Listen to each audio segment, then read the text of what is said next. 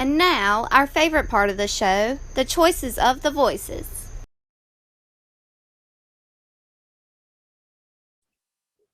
Once again, thank you to the wonderful and ever so lovely Miss Button for introducing our favorite portion of the show. You heard the woman. She ain't got no right, rhyme, or reason to lie. It is the choices of the voices segment of this here Sports Bros podcast. Yes, also a shout out to our new listeners and new subscribers, because what we do here, Scotty D asks the questions. Y'all give us the answers. We give you our answers. We pick at you, but guess what? It's all good, clean fun. And with that being said, Scotty D, what's the question for this week's choices of the voices? Well, we just asked to have our listeners share with us a sports story that was uplifting and positive, something that was beyond just, my team won the Super Bowl or my team won the World Series. I had a few cool answers here. A couple things that made us smile. Eddie, cool. What do you see there? What do we get?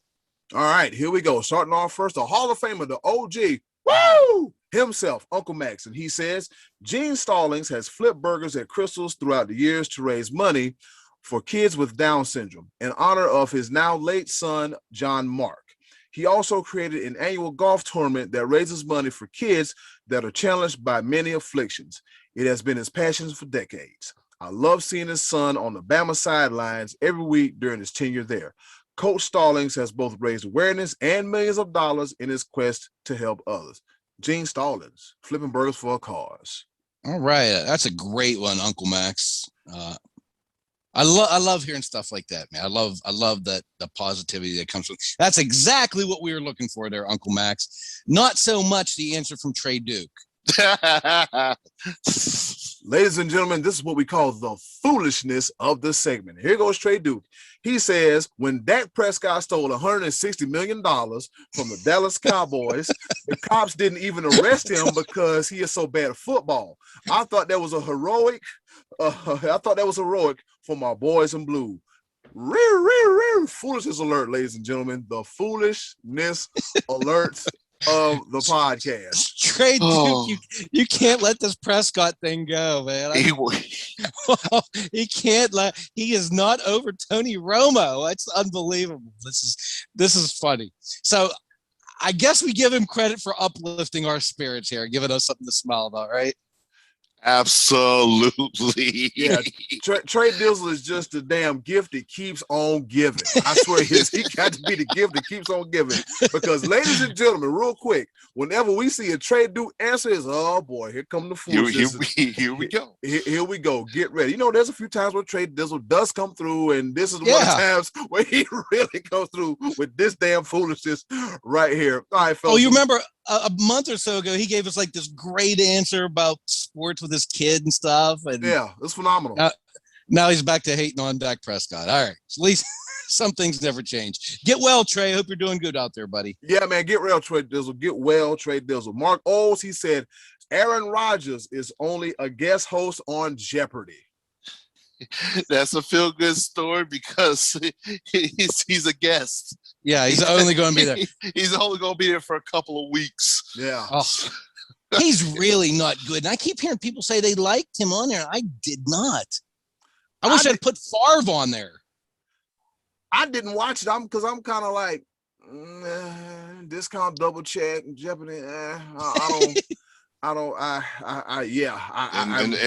I've already told you, until it's LeVar Burton, it ain't sitting well with me. But hey, he's just a guest, so it's either got to be LeVar Burton or Ken Jennings, one of the two. I'll accept either one of those, but absolutely not Aaron Rodgers. No, just Ken Jennings was okay. He was. I got used to him. Yeah. After 2 weeks. So anyway, that's a whole other topic. He's got to have some personality to replace the legendary Alex Trebek. Man, I still can't believe he's gone. Moving right along, we got terrible Pete Talansky. He says Derek Redmond in the 1992 Olympics, when he pulled his hamstring and his dad ran onto the track to help his son finish the race. This one always makes my allergies act up, a.k.a. hashtag who cutting onions. Yeah, that is definitely a feel-good story, and just one of the true meaning of sports, and just like putting it all out there and just how much heartfelt emotion goes through, especially these events and everything. So yeah, I will. This answer from Pete Talansky was not so terrible. So no, because if you think about it, guys, we've all seen that. You guys know have seen this footage, right? Mm-hmm. Where the guy's dad comes in, and for those of you out there who are unsure what we're talking about, what this young Olympian was running this race and couldn't continue, and his dad came out of the stands and put his arm under his son's arm and basically, for all intents and purposes, kind of carried him across the finish line because he said he was going to finish that race and we did it together. Man, I couldn't tell you the name of anybody else that would have even run in that race. Gold medalists year after year, we forget who they are, but we always remember this story, this situation. That had more meaning. I mean, I'm sure that kid would have loved to come in with a gold medal, but don't you think even all these years later, that guy has got to think back on what an incredible Olympic memory that was. That was amazing. That was seriously an allergy-inducing situation right there. So good answer, Pete. Yep. Hashtag who cutting onions. All right, moving right along. We got Martin Tracy, aka Matty Ice. He said Jim Rice saving a 4-year-old kid who had been hit in the head by a rocket foul ball. Jim Rice immediately grabbed the kid from the stands and took him to the medics. Heroic. Yeah. That's hero stuff. Yeah. You never forget that. I think that happened in 1982, if I'm not mistaken. I don't know. He actually Martin Tracy, Matty Ice here, he included a YouTube clip of that on our page, and I didn't click on it. I wish I had prior to this, and I will later. But I remember the story, and I remember I've heard that told a few times before. I want to watch that again later on, though. So I encourage you, if you're listening, to go onto my Facebook page and scroll down through to the Choices of the Voice section and click on this and give that a watch, as well as the one that Pete mentioned. Pete included a YouTube link on that one as well. Yep, and shout out to our listeners for coming through with the YouTube links and the videos. And like, you want to see it? Here it is. There it is. There it goes. All right, Monique Adams. She said Grant Hill, and the reason being, Grant Hill was able to have a 19-year basketball career after battling numerous injuries. Yes, numerous injuries, getting traded a lot of times. I also did some research, and during his ankle surgery, Grant Hill contracted MRSA. Yeah, that's right. That's right. Yeah, he contracted MRSA. Grant Hill's one of those stories where it's like, if he wasn't hurt, where would he rank in the greatest of all time? I mean, he still had a good career. He wound up finished with over 17,000 points. So you got to be pretty good to finish with 17,000 career points. Won't you agree, fellas? Oh my gosh, absolutely. But he was on his way to elite status before the injury. Yeah, man. Because his dad was a cowboy. I mean, legendary stuff. Yep. Yeah, his dad was Calvin Hill. Yeah, Calvin Hill. Well, I thought it was Tyrone. It was Calvin Hill. Calvin Hill. Oh, okay. I don't know. I guess his dad looked like a Tyrone. But either ways, in the words of the Almighty Be Live, I digress. All right, Chris Rivera, he gave us a good one. And this gentleman was in the news today. He said Alex Smith from the Washington football team last year had his leg broken in a game over 2 years ago, shattered on impact, injury, got infected, had over 17 procedures to see if he could even walk again, let alone play football. Was told the infection could kill him. He relearned how to walk properly and then run, and was back on the field this past season. And his team then won the division, the Washington football team. Alex Smith. That's another good story there, fellas. Another good story. Absolutely. Oh yeah. And it was announced today that he's retired.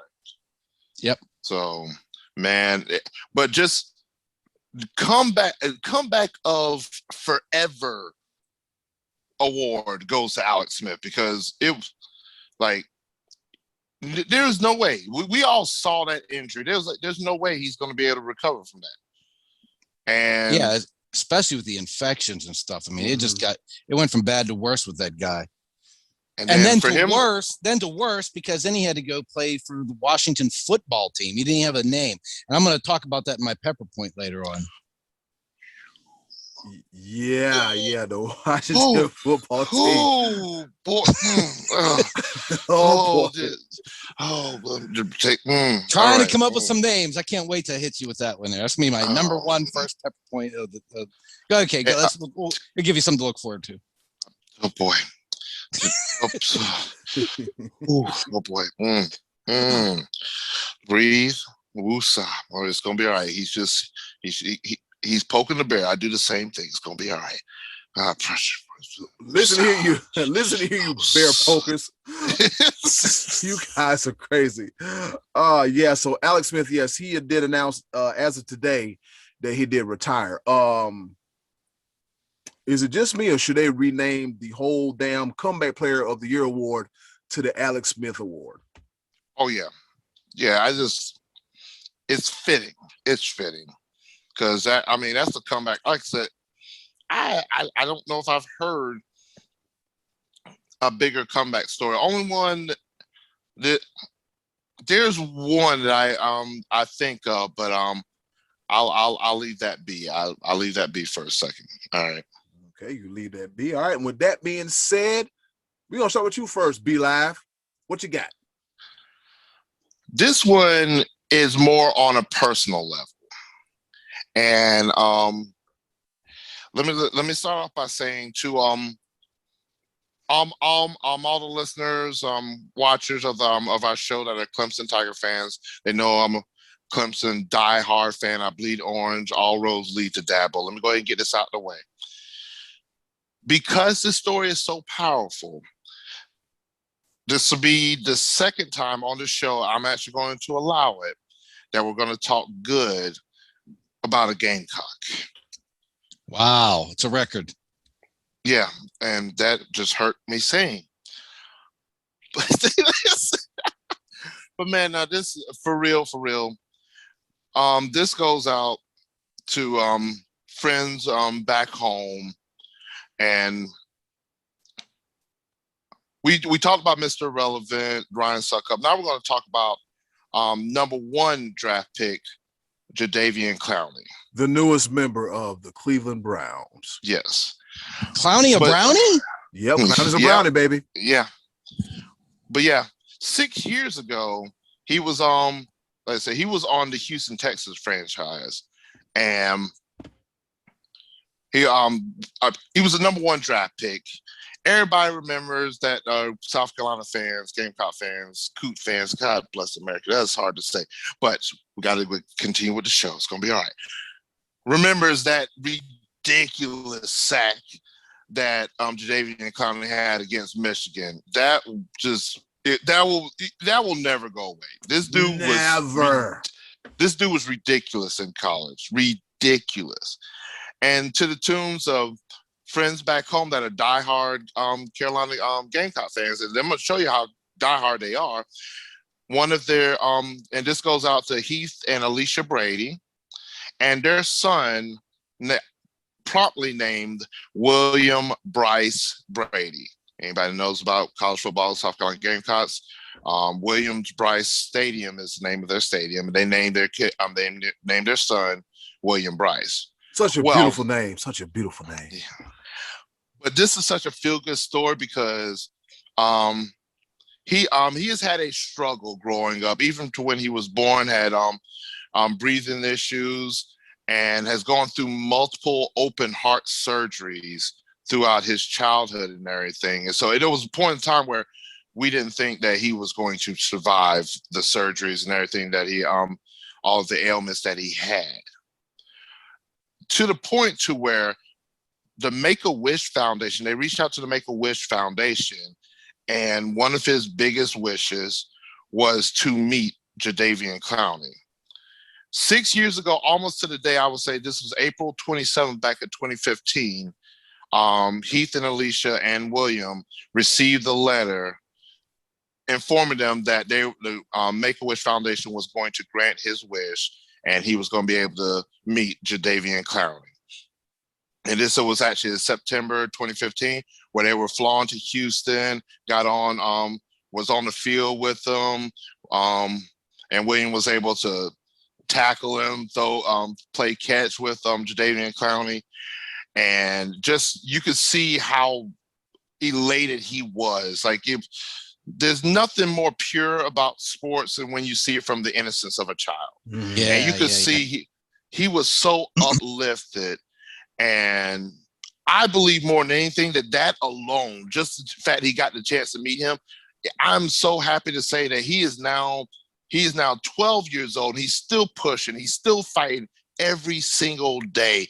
And that's just, it was such a feel-good story then, and it still is now. And I just want to give a shout out to William Bryce Brady, Heath and Alicia Brady, very good friends of mine. I love their family. I love the fact they welcomed me into their home to watch the South Carolina Clemson game. And they took a picture where South Carolina beat Clemson for the 5th time in a row. And that was the last time that the Gamecocks beat Clemson. So you knew at some point in time this feel-good story was going to come to an end, because All roads lead to Dabo. All roads lead to Dabo. Oh, Let me see if I can mute your mic right quick. I'm about to be Tony reality because you do it too much. You're going too far. You're going too damn far. But I love the Brady family, man. Oh man, they're pillars to the community back in North Myrtle Beach. They've supported the football program back there leaps and bounds what they've done for the community, and it was just such a feel good story that thanks to the Make a Wish Foundation, to Davian Clowney, just really, like, I honestly believe that moment saved his life, and he continues to fight on to this day. So big shout out to them. Cool moment. Great moment. Great moment. Good choice, Be Live. Good choice, Be Live. Scotty D, what you got in the pot? Well, a couple of pictures I put up on the Facebook page illustrated some good stories. One was James Conner, who in his junior year at Pitt tore his MCL and then was diagnosed with Hodgkin's lymphoma. He beat that, and throughout his time at Pitt and even with the Steelers, was known to visit hospitals regularly and check in on cancer patients and kids and stuff. So he's a very positive story, and congratulations to him. He just signed a contract with the Arizona Cardinals. He's moved on from the Steelers. There was a picture that I put on there that I remember seeing from, you know how the ESPYs will nominate stuff like this from, every year, where a girl hit a home run in a girls softball game, and I think she tore her ACL, and the girls from the other team picked her up and carried her around the bases so she could rightfully score.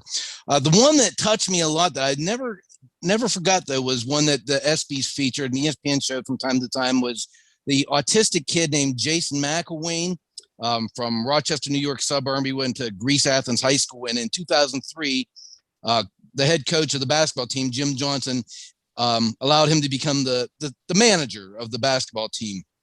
In 2006, in the final game of the year, they were competing for the division title, and they had a significant lead. And with 4 minutes and 19 seconds left, he put Jason into the game to play.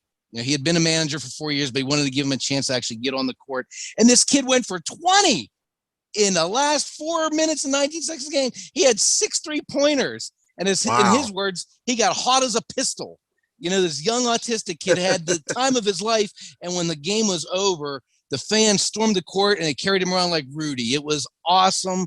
It was a great moment. And it actually inspired like a string of other similar things I've seen since, where kids who were special needs or autistic were allowed to participate in games and had their shining moments. But this is the one that I remember like as the first one that really stood out to me. And Jason McElwain was an incredible story. That's another thing to go on YouTube and check out, because that kid was on fire. 6 3-pointers, 20 points in all in 4 minutes and 19 seconds to close out his senior year at Greece Athena High School. So that was mine, Eddie. Cool. What you got? What was the pistol? Hot like a what? What did he say, Scotty D? He said he was hot as a pistol. Hot as a pistol. That might be that might be the title of the show, but no one's getting shot. We promise. No one's getting shot.